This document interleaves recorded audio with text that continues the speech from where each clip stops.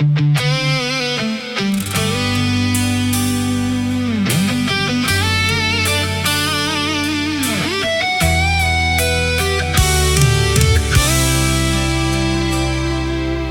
isang ina na naghihintay sa pintuan, umaasang uuwi ang anak niyang minamahal.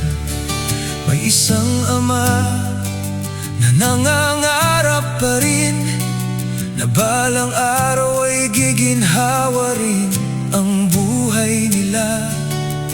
Si Rene may pusong hindi sumusuko, kahit kapos pangarap ay abot kamay na totoo. Bawat laro, bawat pawis sa court, para sa pamilyang nais niyang iahon sa lungkot.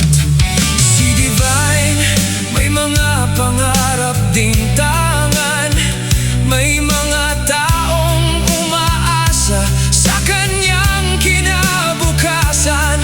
Dalawang batang handang lumaban sa buhay, ngunit bakit tila napakaikli ng kanilang paglalakbay?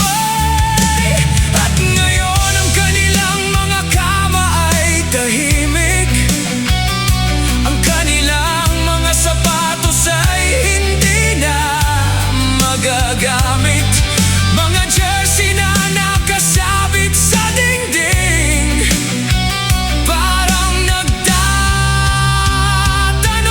din, bakit sila? Bakit ngayon? Bakit ang mga batang may pangarap pa kahapon ay hindi na makakauwi sa kanilang tahanan?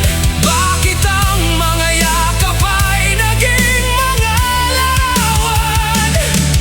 Rene, Divine, naririnig niyo pa ba ang iyak ng inyong mga magulang? Bawat gabi, bawat umaga, hinahanap pa rin nila kayo sa kanilang alaala. May mga text na hindi na masasagot, may mga tawag na wala nang tutugon, may mga pangarap na isinulat sa kwaderno na naiwan na lamang sa mga pahina nito.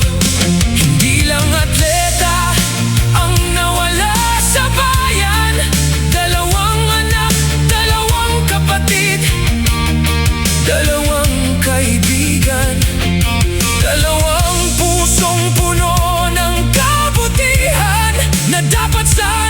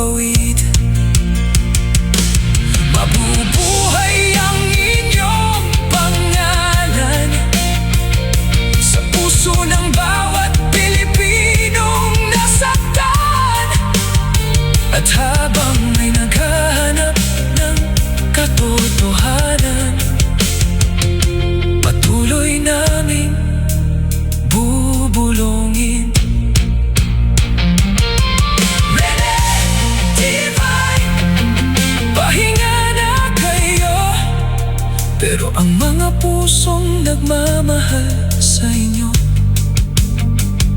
Hindi kailanman titigil maghanap ng kasagutan.